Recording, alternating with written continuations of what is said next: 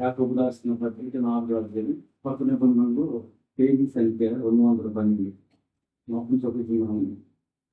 ఇందులో యుద్ధములను పోరాటములను దేని నుండి చదువుతున్నాను.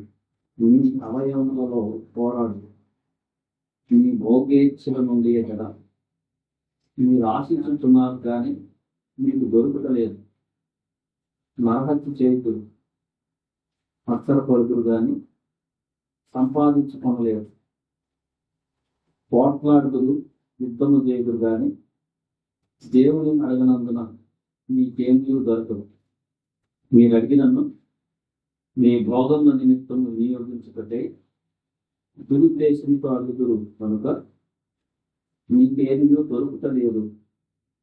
వ్యభిచారిణులారా, ఈ లోక స్నేహము దేవునితో వైరమని మీరు ఎరుగరా? కాబట్టి ఎవడు ఈ లోకముతో స్నేహం చేయబోదునో వాడు దేవునికి శత్రువును. ఆయన మన యందు నివసింపచేసిన ఆత్మ మత్సరపడినంతగా అపేక్షించున అను లేఖనం చెప్పినది వ్యర్థమని అనుకుంటున్నారా? కాదు, కానీ ఆయన ఎక్కువ కృపనిచ్చింది. అందుచేత దేవుడు అహంకారాలను ఎదిరించి వీళ్ళకు కృప అనుగ్రహించును అని లేఖనం చెప్పుచున్నది. కాబట్టి దేవునికి లోబడి ఉండి అపవాదిని ఎదిరించుడి, అప్పుడు వాడు మీ యొద్ద నుంచి పారిపోవును. దేవుని యొద్దకు రండి, అప్పుడు ఆయన మీ యొద్దకు వచ్చును. పాపులారా, మీ చేతులను శుభ్రం చేసుకున్నది, దిమనస్కులారా, మీ హృదయములను పరిశుభ్రపరచుకున్నది. వ్యాకుల పడిడి, దుఃఖపడుడి, ఏడువుడి. మీ నవ్వు దుఃఖమునకు, మీ ఆనందమైన చింతను మార్చుకోండి. ప్రభు దృష్టికి మిమ్మల్ని తగ్గించుకోండి, అప్పుడు ఆయన మిమ్మల్ని హెచ్చించడం. సహోదరులారా, ఒకరికి విరోధంగా ఒకడు మాట్లాడుతుంది, తన సహోదరునికి విరోధంగా మాట్లాడి తన సహోదరుని తీర్పు తీర్చేవాడు ధర్మశాస్త్రానికి వ్యతిరేకంగా మాట్లాడి ధర్మశాస్త్రంకు తీర్పు తీర్చుతున్నాడు. మీరు ధర్మశాస్త్రానికి తీర్పు తీర్చిన ధర్మశాస్త్రం నెరవేర్చి వాడదు కాక న్యాయం విధించేవాడు. ఒక్కడే ధర్మశాస్త్రం నియమించి న్యాయం విధించేవాడు. ఆయనే రక్షించటకును నశింప చేయటకును శక్తివంతుడై ఉన్నాడు. పన్నుకి తీర్పు తీర్చుటకు నీవెవడు? నేడైనను రేపైనను ఒకనొక పట్టణంలోకి వెళ్ళి అక్కడ 1 సంవత్సరం నుండి వ్యాపారం చేసి లాభం సంపాదించి రండి అని చెప్పుకుని వారు రేపేమో సంపాదించడం మీకు తెలియదు. మీ జీవం ఏపాటిది? మీరు కొంతసేపు కనపడి అంతలో మాయమైపు ఆవిరి వంటి వారే. కనుక ప్రభువు చిత్తమైతే మనం బ్రతికి ఉంది ఇది అది చేతమని చెప్పుకొనవలెను. ఇప్పుడైతే మీరు మీ దమ్మముల యందు అతిశయపడుచున్నారు. ఇది అతిశయం అంతయు చెడ్డది. కాబట్టి మేలైనది చేయని అలాగూ చేయని వాడికి పాపము కలుగును. చదువుకున్నారు. యాకోబు భక్తుడు రక్షణ పొందిన బిడ్డలకు రాసిన మాటలు. యాకోబు భక్తుడు 4వ అధ్యాయంలో ఆశీర్వదించపోవటానికి వారు ఉన్న కొన్ని లక్షణాలను చెప్తున్నాడు. వారిలో అహంకారం ఉన్నట్టుగా 6వ వచనం, దేవుడు అహంకారం ఎదిరించి దీనులకు కృప అనుగ్రహిస్తాడు అని చెప్తున్నాడంటే కొంతమందిలో అహంకారం గర్వం అనే దాని వలన వారు ప్రార్థన చేస్తున్న పొందుకోలేకపోతున్నారు. 16వ వచనంలో వారు దంభముల యందు అతిశయపడుచున్నారు. ఇట్టి అతిశయము అంతయు చెడ్డది. రక్షణ పొందిన వ్యక్తి ఆశ్రయించబడాలంటే తన గురించి అతిశయపడుతున్నారు, దంభములు పట్టుకోవాలి. కానీ కొంతమంది రక్షణ పొందిన వారే వీళ్ళు అడిగి నేను పొందుకోలేకపోతున్నారు. ఈ లక్షణాలు ఉన్నాయి. వీరు ఒకరికొకరు అంటే సంఘంలోని వారే ఒకరితో ఒకరు పోరాడుతూ ఉన్నారు. మొదటి రోజు మీలో యుద్ధములు పోరాటములు దేని నుంచి కలుగుతున్నవి? అంటే కక్షలు ఇలాంటి దేవుని నుంచి వచ్చిన జ్ఞానం కాదని ముందు అధ్యాయంలో చెప్తున్నాను. దయ్యం నుంచి వచ్చిన జ్ఞానము అసూయ, కక్షలు. 11వ వచనంలో ఒకరికి విరోధంగా ఒకరు మాట్లాడకూడదని చెప్తున్నట్టుంటే కొంతమంది మాట్లాడతారు, కొంతమంది సంఘంలో వారి ఒకరికి విరోధంగా ఒకరు మాట్లాడతారు. ఇలా మాట్లాడితే నీవు దేవుడు చేయాల్సిన పని, నీవు సహోదరుడు తీర్పు తీర్చుతూ ఉంటే దేవుడు కదా తీర్పు తీర్చేది, దేవుడి పని నువ్వు చేస్తున్నావు అది మంచిది కాదు. ఒకరే తీర్పు తీర్చేది ఆయన రక్షిస్తానికి, నశింపజేస్తానికి శక్తిమంతుడు. నువ్వు బతుకు ఎందుకు తీర్పు తీరుస్తావు? నీలో ఇలాంటి భావాలు ఉంటే నువ్వు సరి చేసుకో అని చెప్తున్నాను. కొంతమంది అయితే దేవుణ్ణి అడగకుండా కూడా, అంటే ప్రార్థన చేయకుండా వాళ్ళు సొంత ప్రయత్నాలను చేస్తున్నారు. మీరు ఆశిస్తున్నారు, దొరకలేదు. ఎందుకంటే కొంతమంది ప్రార్థన చేయట్లేదు కదా, మీరు దేవుని అడుగునందున ముందవ వచనం కానీ పోట్లాడుతున్నారు, యుద్ధం చేస్తున్నారు, ఆశిస్తున్నారు. 2వ వచనం మీరు ఆశించడం అయితే దొరకలేదు. వాళ్ళు కొంతమంది నరహత్య చేస్తున్నారు, అంటే కొంతమంది చంపుతున్నారు అనే భావం వస్తుంది. లేకపోతే ప్రభువు చెప్పినట్టుగా నరహత్య అంటే మత్తయి సువార్త 5వ అధ్యాయంలో చంపాల్సిన పని కూడా లేదు. కొత్త నిబంధనలో నరహత్య గురించి ప్రభువు చెప్పింది. 21వ వచనం 5:21 నరహత్య చేయవద్దు, నరహత్య చేయవాడు విమర్శకు లోనని పూర్వీకులతో చెప్పబడిన మాట మీరు విన్నారు కదా, నేను మీతో చెప్పున్నదేమనగా మన సహోదరుని మీద కోపపడి ప్రతివాడు, ఇది మనకి జాగ్రత్త రాస్తుంది. మన సహోదరుని మీద అనవసరంగా కోపలాడి విరోధంగా మాట్లాడుకోవడం మన మంచిది. విమర్శకు లోనకు తన సహోదరుని చూసి వ్యర్థుడా అని చెప్పేవాడు, మహాసభకు లోనగును ద్రోహి అని చెప్పేవాడు నరకాగ్నికి లోనగు. సో మనకి సహోదరు మీద విరోధం ఏదన్నా ఉంటే నీకు జ్ఞాపకం వచ్చినప్పుడు నీ అర్పణను బలిపీఠము ఎదుటిని విడిచిపెట్టి సమాధాన పడమని చెబుతున్నాడు. పాత నిబంధనలు అయితే నరహత్య చేయొద్దు అంటే దాని సింటమ్స్ పాత నిబంధనలో సహోదరుని విరోధంగా మాట్లాడటం, ద్రోహి అనడం, ఇది క్రీస్తు యొక్క ప్రవర్తన, క్రీస్తు వెలుగుగా మన దేవుడు వెలుగు మన ప్రవర్తన. చాలా మంది కూడా రక్షించబడిన తర్వాత కూడా ఇలాంటి భావాలు, విరోధ భావాలు కలిగి ఉండవచ్చు. తర్వాత వ్యభిచారం అని చెప్తున్నారు. వ్యభిచారుల 4వ వచనం అంటే వాళ్ళు ఫిజికల్గా వ్యభిచారం చేస్తున్నారో తెలియదు కానీ, కొంతమంది ఉన్నారని తెలియదు కానీ, పక్కన కంటిన్యూషన్ చూస్తే వాళ్ళు లోకంతో స్నేహం చేస్తున్నారు. అంటే దేవుని దృష్టిలో ఆత్మీయపరమైన వ్యభిచారం ఏంటంటే ప్రభు అంటూ దేవుడు చెప్పినట్టు ఆయనతో సహవాసం చేయకుండా ఆయన మాట ప్రకారం నడుస్తూ లోకంలో మన అపేక్ష, జీవపడంబరం, మన దేవాన్ని భక్తులు చెప్పినట్టు శరీరాశ, నేత్రాశ ఇవన్నీ కలిగి ఉంటే అది వ్యభిచారం లేదు.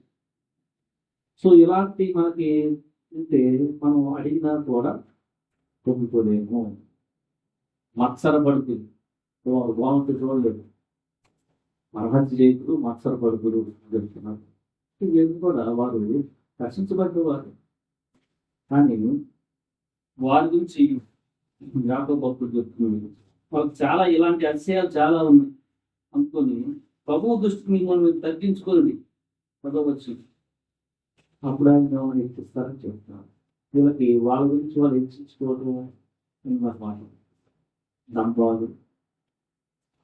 ఇది ఎప్పుడైతే స్టార్ట్ అయిందో మత్సరం వచ్చేస్తుంది, పక్కన వాళ్ళని తగ్గించి మాట్లాడి వచ్చేస్తుంది. వీళ్ళు వీటిలోనే పడిపోతారు. కొన్నిసార్లు వీటిలో సొంత ప్రయత్నాలు చేసి ప్రార్థన కూడా చేయరు. వాళ్ళు లోకంతో స్నేహం ఎక్కువ అవుతుంది, దేవుడికి సహవాసాన్ని దూరం అవుతూ ఉంటుంది. సో వాళ్ళు అడిగినప్పుడు కూడా వాళ్ళ మైండ్ ఎలా ఉంటుందంటే ఎట్లా ప్రార్థన చేయాలి అని ఉంటుంది. దురుద్దేశంతో అడుగుతూ ఉంటారు. ఎందుకంటే టోటల్ థాటే రాంగ్ రూట్లో వెళ్ళిపోతుంది. మీకు అడిగే ఏముంటాయి? ఈ లోకం వాటి గురించో అలాంటివి అడుగుతారు. సో మీరు అడుగుతారు కానీ కొంతమంది దురుద్దేశం మంచి ఉద్దేశంతో అడగడాన్ని అందుకొని మీరు పొందుతున్నారు అని చెప్తున్నాను. సో మొట్టమొదటిగా మీరేం చేయాలంటే దేవుని వద్దకు రండి అంటే ఇది మార్చుకోండి.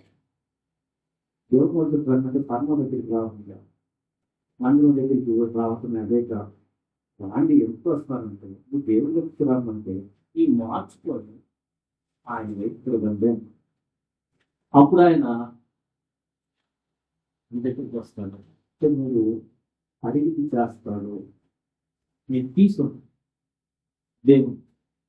అప్పుడు మీరు అపవాదిని ఎదిరించండి. ఇవన్నీ అపవాది క్రియలే. అపవాది చేసింది ఏంటంటే గర్వాన్ని బట్టే వాడు దేవునికి దూరం అయ్యాడు. వాడు దేవునికి దూరం అవుతానికి ముఖ్య కారణం ఏంటంటే దేవునితో సమానంగా చేస్తున్నాడు.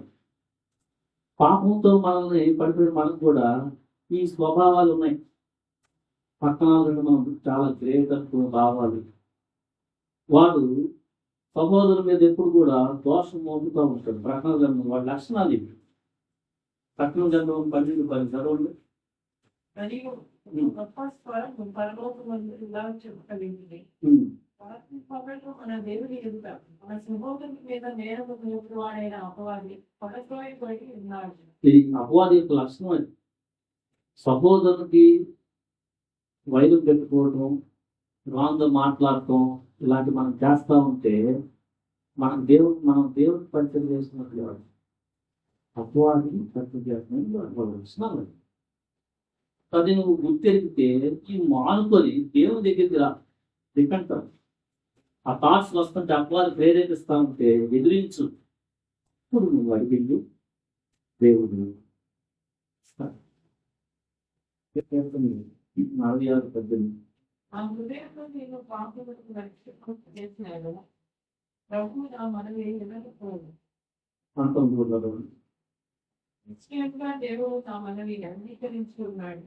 ఆయన నా విజ్ఞాపన ఆలోచించి ఉన్నాడు. ఆ భక్తుడికి అవగాహన ఉంది. పాపం హృదయంలో పెట్టుకొని కొంతమంది పాపం అంటే గదువు లక్షణాలు పాపం అని కూడా తెలియదు. కష్టపడిన ఒకరి మీద ఒక విరోధంగా మాట్లాడటం, జరిగించటం, ఒక సంవత్సరం వేరే ఊరిలో పనిచేసుకున్న సంపాదించుకొని అని ఆడంబరాలు పలకటం. మీరు అట్లా పలకట్టు ప్రభువు చెప్పడం అయితే అట్లా చేద్దాము నేను దీనత్వంతో మాట్లాడదు అని చెప్తున్నాను. సో లోకంతో స్నేహం చేయటం, మత్సరపడటం, మరమతి చేయటం ఇవన్నీ కూడా అపవాది యొక్క లక్షణాలు. అంటే మనలో పాపం ఉందని చూపే లక్షణాలు. వీటిని మనం పాపులారా శుభ్రం పరుచుకోండి. 8వ వచనం 2వ భాగం మొత్తం మొదటి నుంచి దేవుని యొక్క 2 అధ్యాయం యొక్క వచ్చిన పాపులారా మీ చేతులను శుభ్రపరుచుకోండి. దిమాసులారా 2 మనసులు ఉంటాయి. దేవుడు కావాలి, లోకం కావాలి.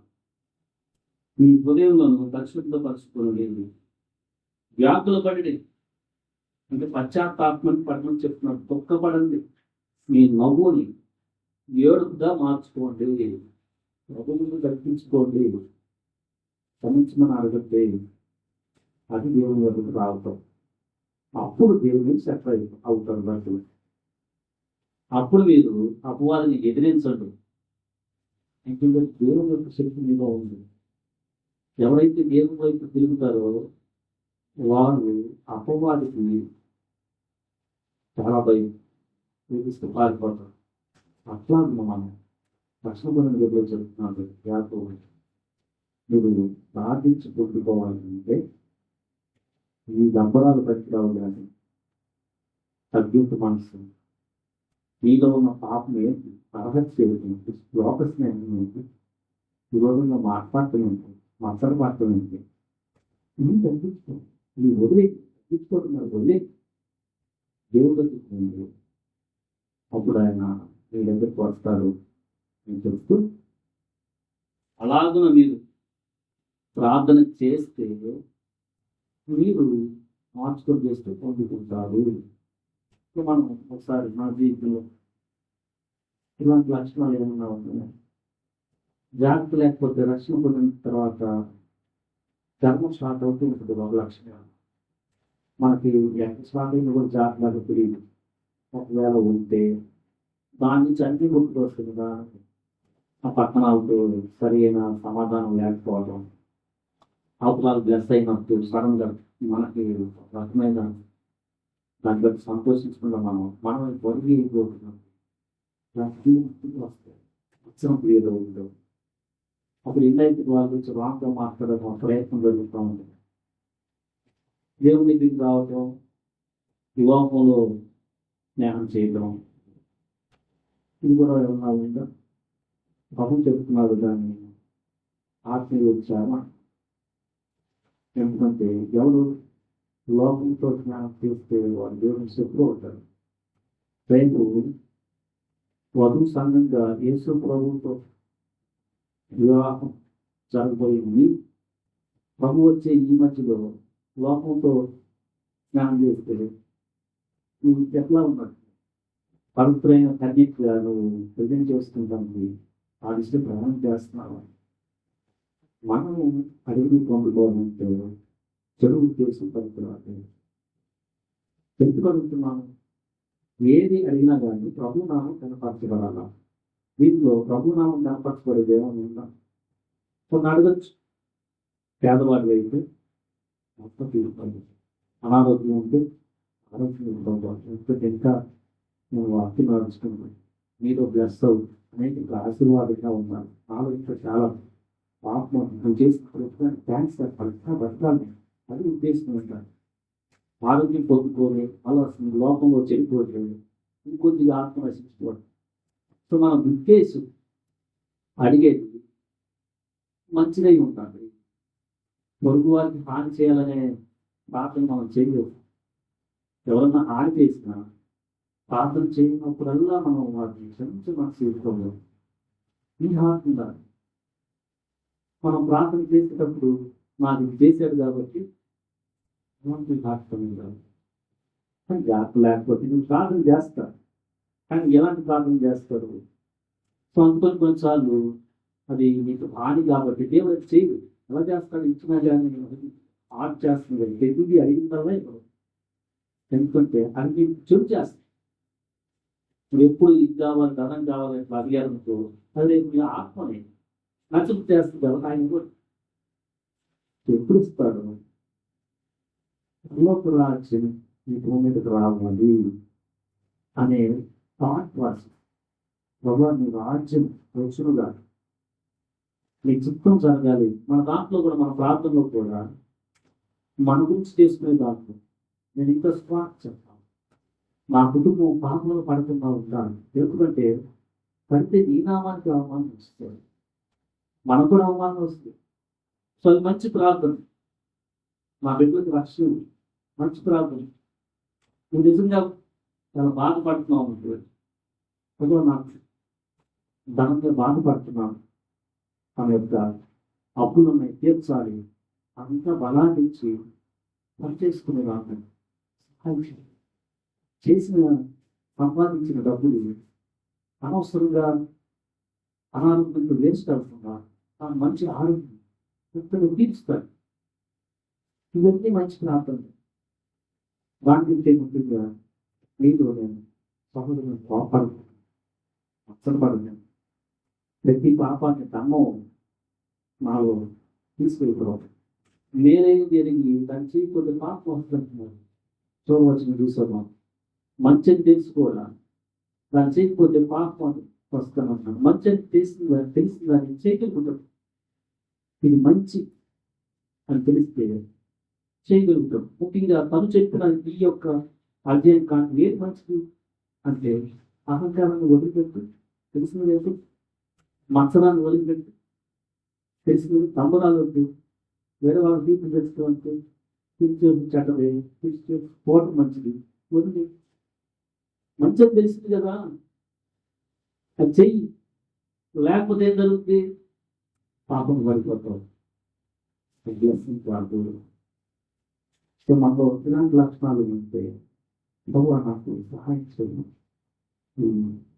వదిలేస్తానికి మన చేతులు శుభ్రం చేసుకో ఎట్లా విమర్శపూర్వకం పాడుతుంటే హృదయాన్ని పలుకుపరచు దేవుని కొట్టుకు వస్తాం అప్పుడు మనకి దేవుడికి మంచి స్నేహం పెరుగుతుంది బలం పెరుగుతుంది స్ట్రెంగ్త్ మళ్ళా పునరుజ్జీవింపబడతాము అప్పుడు మనం ప్రార్థన చేస్తే ఇది మనం మనది ఆలోచిస్తాం దేవుని మాటలు దీవించిన దాకా ఆమె